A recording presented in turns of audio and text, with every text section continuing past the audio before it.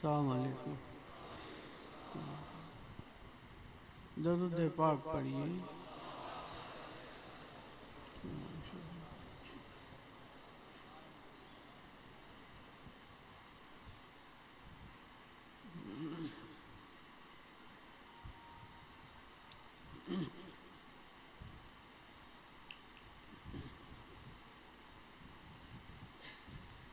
अल्लाह रसूलनी राहમાં એને ખુશ કરવા માટે અને એની માટે દીન અને સમાજના કામો કરવા માટે અહીંયા આ મીટિંગમાં આવનાર દરેક ખુશનસીબ સફીર ભાઈઓ,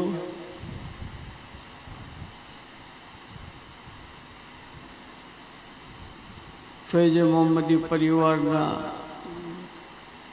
બધા બિરાદરો,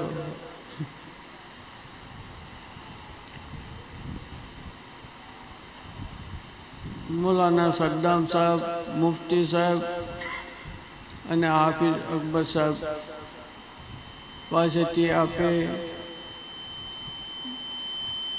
જે જ્યાં કંઈ કહેવાનું હતું એ બધું સાંભળ્યું.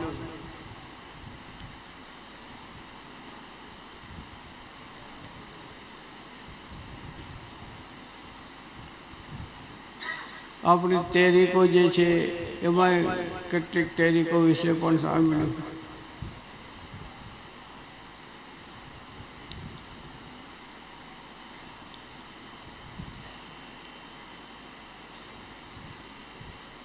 નેક કામ મિશનથી ઘણા કામો થયા છે અને થઈ રહ્યા છે અને થવાના છે એ પણ સાંભળ્યું અને ટૂંકો પરિચયમાં પણ આપેલું છે.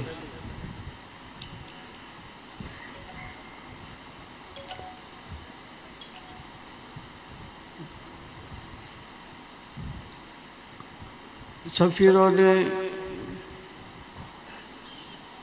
શું ફજીલત છે નેક કામ, આ સફીરનું કામ કરવામાં દુનિયાને આખિરતના શું ફાયદા છે આપણા માટે પણ અને જેની પાસેથી પૈસા આપણે ચંદો કરીએ છીએ એને પણ શું ફાયદો છે અને કોમને શું લાભ છે એ પણ જાણ્યું આપણે. મૂસા અલૈહિસ્સલામનો વાક્યો પણ સમજ્યા.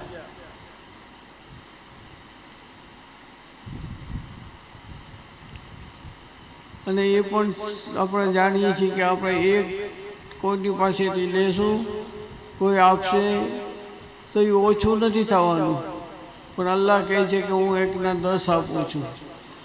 એટલે આપણે કોઈની આગળ ઓછા કરવા નથી લેતા, પણ એને અલ્લાહ આગળથી અપાવવા માટે લઈએ છીએ.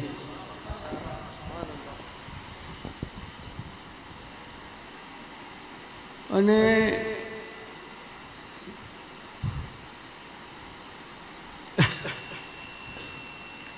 મેરાજમાં જેમ જિબ્રીલ અલૈહિસ્સલામે એક જગ્યાએ રોકાઈ ગયા કે હવે આપ આગળ વધો, હવે મારે અહીંયા મારી હદ પૂરી થાય છે. તો હુજૂરે પૂછ્યું કે તમારી શું ખ્વાહિશ છે, હું અલ્લાહ પાસે જાઉં છું. તો એને કીધું હતું કે આપની ઉમ્મત જ્યારે પુલ સિરાત પરથી પસાર થાય તો મને એ ઇજાજત મળે કે હું મારી પાંખો પાથરી દઉં, દોરાની પાંખ, અને આપની ઉમ્મત એની ઉપરથી સહી સલામત પસાર થઈ જાય. સુબ્હાનલ્લાહ, સુબ્હાનલ્લાહ. અને જન્નતમાં જાય, દોઝખથી બચી જાય, જન્નતમાં જાય. આ એ જ કામ છે. તમે જે કામ કરી રહ્યા છો ને સફીરોનું, એ જિબ્રીલ અલૈહિસ્સલામનું કામ કરી. સુબ્હાનલ્લાહ. નારે તકબીર, નારે રિસાલત, નારે हैदरी, फैजाने अहले बैत.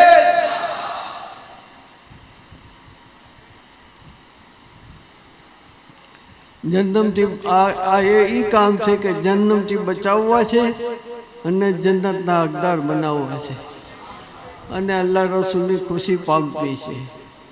આપ સૌને ખૂબ મુબારક. હવે આ કામ બહુ મોટું છે.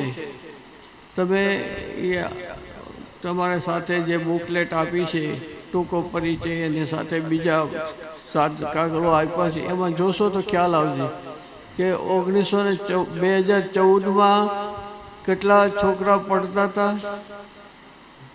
અને આજે 600થી ઉપર છોકરા છોકરીઓ પડે છે. એ લાવતો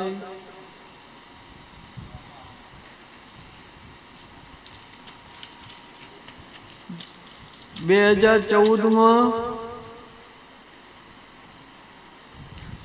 25 ના 28 દીકરા દીકરીઓ પડતા હતા 2014માં. આજે કેટલા છે? 600 થી 615 છે. ક્યાં 28 અને ક્યાં 615? 2014માં મસ્જિદની સંખ્યા આપણી જવાબદારીમાં હતી. મસ્જિદ મદ્રસાઓ એ 102 હતા. 100 આજે 275 છે.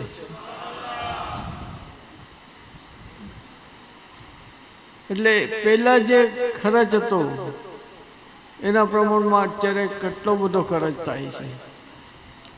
આ હાફિઝ સાહેબે ગણાવ્યા 3, પણ મારા નજરથી 3 થી વધારે છે. દર વર્ષે આ વખતે જે ખર્ચ થયો એ 3 થી 3 એટલે સમજો છો ને?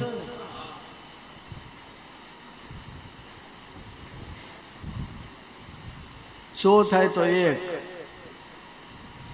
300 થાય તો 3. અને આવતા વર્ષે 25 મદ્રસા મસ્જિદો વધશે અને એટલા છોકરાઓ, લગભગ 100 છોકરા છોકરીઓનો વધારે દાખલો થશે તો એ ખર્ચ તો ગણીએ તો ક્યાં વધી જાય. આ તો 3 તો અત્યારે ગણી લીધા, પણ આવતા વર્ષમાં વધારે થશે. હવે કેટલા થશે એ તમે અંદાજ કયો છે? હાલો બોલો બોલો.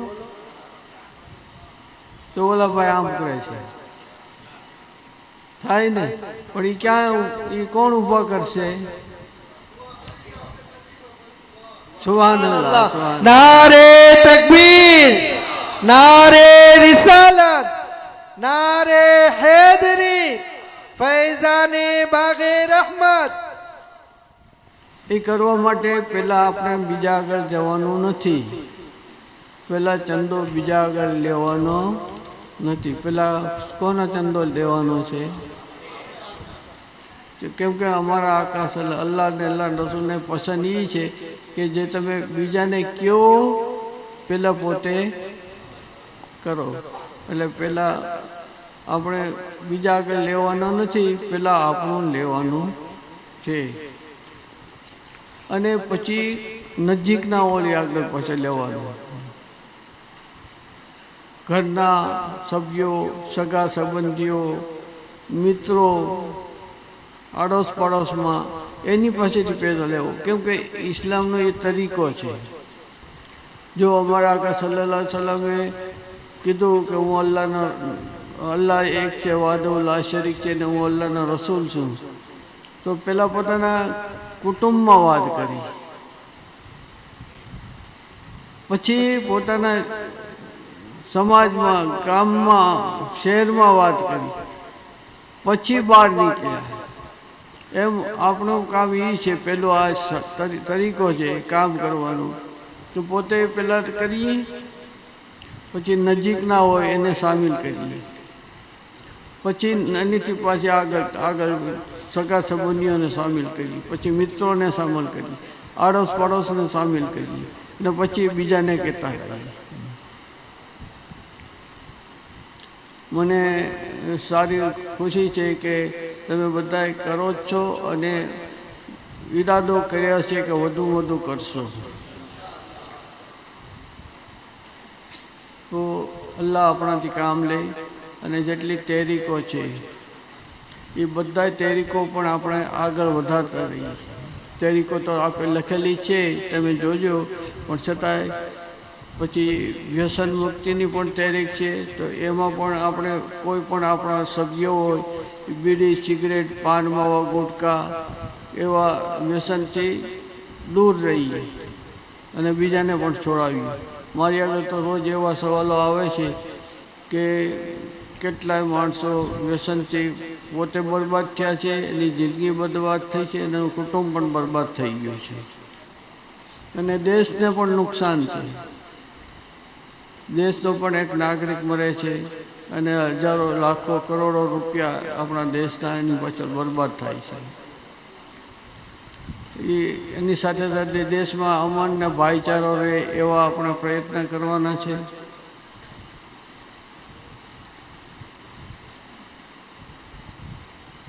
ઉસરનું પણ કીધું, ખેડૂત ભાઈઓ હોય તો ઉસર પણ કાઢીને કઢાવી. ખેડૂત કેટલા છે આમાં? ખેડૂત છે કોઈ? હા છે. તો ઉસર પણ કાઢીએ અને કઢાવીએ, જકાત કાઢીએ અને કઢાવીએ. દીકરા દીકરીઓના આજે આપણે જો ઘણા કામો આપણે